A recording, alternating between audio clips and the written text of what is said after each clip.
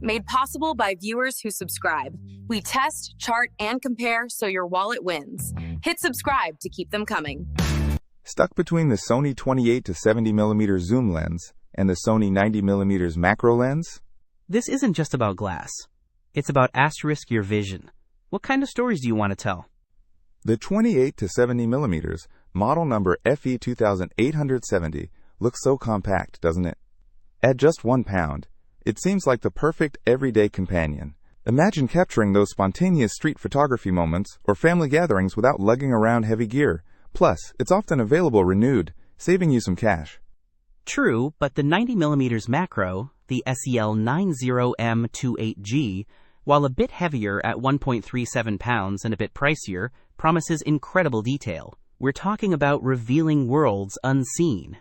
Are you prepared to trade some convenience for stunning close-ups of, say, insects or the intricate details of a flower? Let's dive deeper into what makes each lens shine.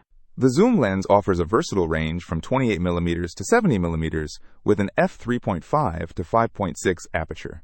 It's like having a Swiss Army knife for photography. Perfect for landscapes, portraits, and even some casual video. Think of it as your go-to for general-purpose shooting. The macro lens is fixed at 90mm with a much wider f2.8 aperture, letting in a lot more light. But it's asterisks really, all about that one-to-one magnification. Think breathtaking textures and details invisible to the naked eye. You can fill the frame with something tiny, and that wide aperture creates beautiful bokeh. But here's where it gets interesting. The 28-70mm zoom lens has built-in optical steady-shot image stabilization, which is great for handheld shots, especially in lower light. It helps compensate for camera shake. The 90mm macro, Tater-Snacro boasts optical steady-shot image stabilization, which is absolutely crucial for those super close shots where even the slightest movement blurs the image. Plus, that wider f2.8 aperture not only lets in more light, but gives you shallower depth of field for stunning subject isolation. One reviewer raved about its low light performance, even on an APS-C sensor camera. So it's a trade-off. Convenience and versatility versus specialized, high-detail performance and superior low-light capabilities. Which do you value more for your style of photography? Exactly. If you're a traveler, documenting your adventures, or just want an all-around lens, the 28-70mm zoom is your trusty sidekick.